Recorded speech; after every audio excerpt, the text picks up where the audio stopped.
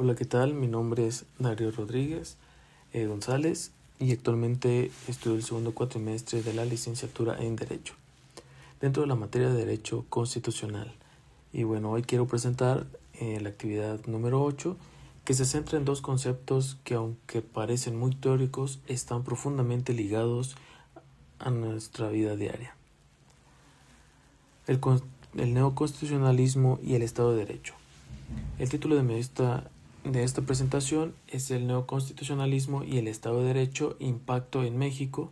Lo que busco con este tema es mostrar cómo estas corrientes influyen en la protección de los derechos humanos y en el modo en el que se ejerce el poder en nuestro país. Ahora bien, para introducir el tema quiero plantear lo siguiente. A veces, como estudiantes, pensamos que la Constitución es un libro y que está ahí guardado en una biblioteca, lleno de artículos que parecen lejanos. Pero la realidad es que la Constitución es lo que organiza nuestra vida social. Cuando hablamos de neoconstitucionalismo y el Estado de Derecho, hablamos de dos cosas clave. ¿Cómo se entiende hoy la Constitución? No solo como un texto, sino también como una norma viva. Eso es bien importante tenerlo en cuenta. ¿Y cómo se asegura que esa Constitución se cumpla en la práctica, sometiendo a todos, incluyendo autoridades, al imperio de la ley, ¿no?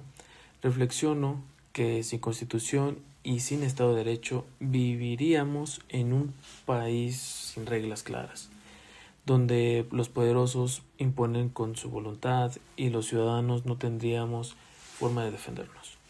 Por eso este tema no solo es de índole académico, sé que es vital para comprender lo que es la realidad mexicana y, más importante aún, para proyectar cómo podemos mejorar como futuros juristas. De igual manera, el neoconstitucionalismo surge después de la Segunda Guerra Mundial, cuando se comprobó que los textos constitucionales por sí solos no habían evitado horrores como los regímenes totalitarios. Entonces, ¿qué propuso esta corriente? Que la Constitución se convirtiera en una norma jurídica suprema. Entonces, es aplicable para cada caso y no en documento simbólico. Este neoconstitucionalismo pues tiene tres características principales. Normativa: la Constitución manda y debe cumplirse. La axiológica, que contiene valores pues como la dignidad, la igualdad, la injusticia.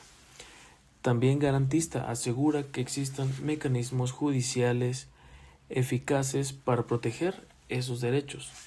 En México, de manera directa, pues esto refleja que la Constitución ya no solo es un manual político, entre comillas, es el eje que regula desde la vida laboral hasta los derechos familiares, y que incluso dialoga con el derecho institucional. Un ejemplo actual: cuando un juez ordena que se respete el derecho de una persona trans a modificar sus documentos de identidad, por ejemplo, lo hace no porque una ley secundaria lo diga, sino porque interpreta directamente los principios de igualdad y dignidad humana, contenidos pues en la Constitución y tratados internacionales. Esto es neoconstitucionalismo en acción. De igual manera, en México, el gran parteaguas fue la reforma constitucional en materia de derechos humanos de 2011. Con esta reforma pasó algo histórico.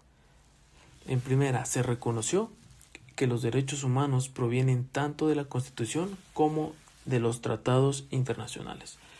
Se introdujo el principio pro persona, que obliga a elegir siempre la norma más favorable a la persona. También se reforzó la idea del control de convencionalidad, donde los jueces tienen que aplicar también estos estándares internacionales. Un caso que puede ejemplificar es el matrimonio igualitario. Antes de que se reformaran las leyes en todos los estados, resolvió que prohibirlo era inconstitucional porque violentaba principios de igualdad y no discriminación. Aquí vemos cómo la Constitución, interpretada a la luz del neoconstitucionalismo, se convierte en una herramienta para proteger derechos que antes eran negados. En el Estado de Derecho significa que todas las personas, absolutamente todos, estamos sometidos a la ley. Ni el presidente, ni los jueces, ni los policías están por encima de la Constitución. El concepto pues tiene varios elementos. Supremacía constitucional, donde la Constitución está arriba de cualquier norma. División de poderes, para que nadie concentre el poder absoluto.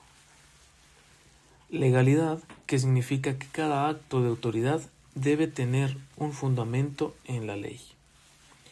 Y la exigibilidad de los derechos fundamentales. En México, el Estado de Derecho existe en el papel, pero enfrenta dificultades reales, las cuales serían corrupción, impunidad, violencia. Por ejemplo, cuando alguien es detenido sin una orden judicial y no se le respetan sus derechos, el Estado de Derecho se rompe y la única forma de repararlo es con recursos como el juicio de amparo. Entonces, como estudiante, esto me hace reflexionar pues que el Estado de Derecho no es algo solamente automático, es un esfuerzo de manera constante. Si las instituciones no funcionan y los ciudadanos no exigen, el concepto pues queda vacío. No hay validez, vaya.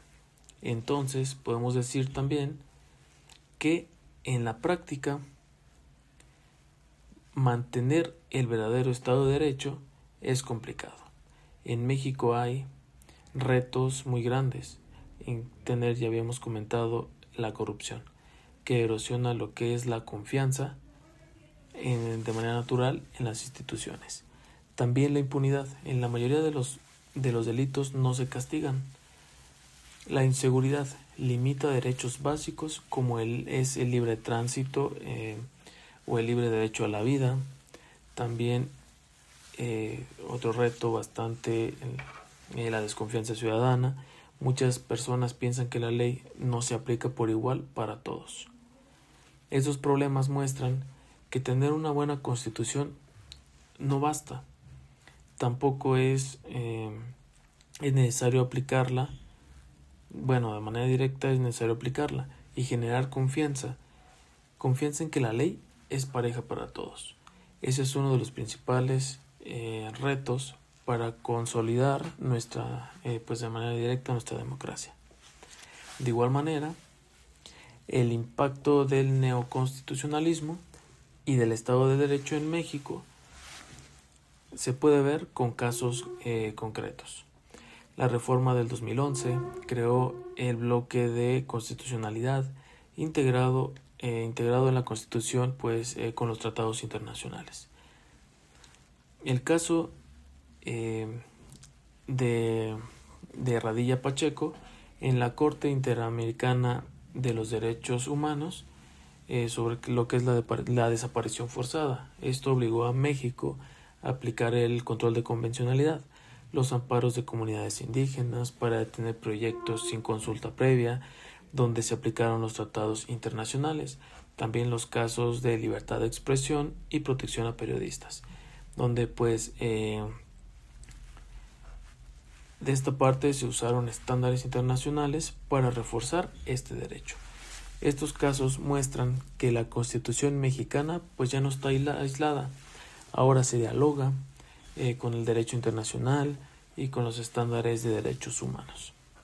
Como estudiante me parece motivador saber que también existen pues básicamente herramientas reales para exigir justicia, aunque también veo que no siempre llegan a todos los sectores de la sociedad, lo que refleja una tarea pendiente. Es uno de los grandes impactos que podemos analizar. De igual manera, claro, todavía existen grandes retos, una brecha entre norma y realidad. Porque los derechos se reconocen en papel, pero no siempre se cumplen. El acceso a la desigualdad, a la justicia, porque no todos tienen los recursos para defenderse, y violaciones graves a los derechos humanos, como lo son los feminicidios, como lo son las desapariciones y los ataques a defensores. Y esto demuestra que la Constitución y los tratados pues son un avance, pero pues no son suficientes. Se necesita voluntad política, instituciones fuertes y ciudadanos informados. Esta es una gran labor de toda la vida pública, poder informar a los ciudadanos para que los derechos pues realmente se respeten en la práctica. Para concluir, quiero resaltar 3 puntos importantes. El neoconstitucionalismo convirtió a la Constitución en una normativa viva y garantista sobre todo, pero no solo en un texto simbólico. El Estado de Derecho, que asegura que la Constitución y la ley se apliquen a todos, y evitando así pues abusos de poder.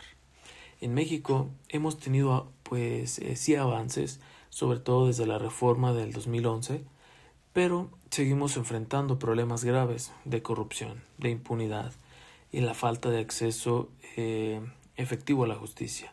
En otras palabras, pues tenemos un marco jurídico muy robusto, pero el reto es hacerlo cumplir. Ese es el verdadero desafío para los futuros abogados y para la sociedad en general.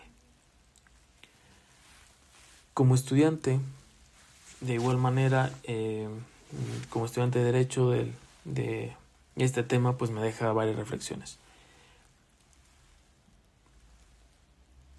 Primero, que la Constitución no es solo para leerla en clase, sino para usarla como herramienta de defensa y de transformación social.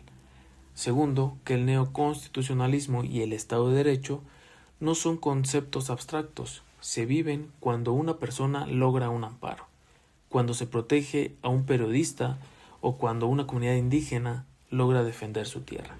Y tercero, que nuestra responsabilidad como futuros juristas es doble: conocer la teoría y aplicarla en la práctica. Si no lo hacemos, corremos el riesgo de que la Constitución sea únicamente pues letra muerta, ¿no? Mi compromiso personal es seguir formándome con conciencia crítica, entendiendo que defender el Estado de Derecho no solo es un deber profesional, sino un deber ético con la sociedad mexicana. De igual manera, pues dejo aquí lo que es la bibliografía y que tengan un excelente día.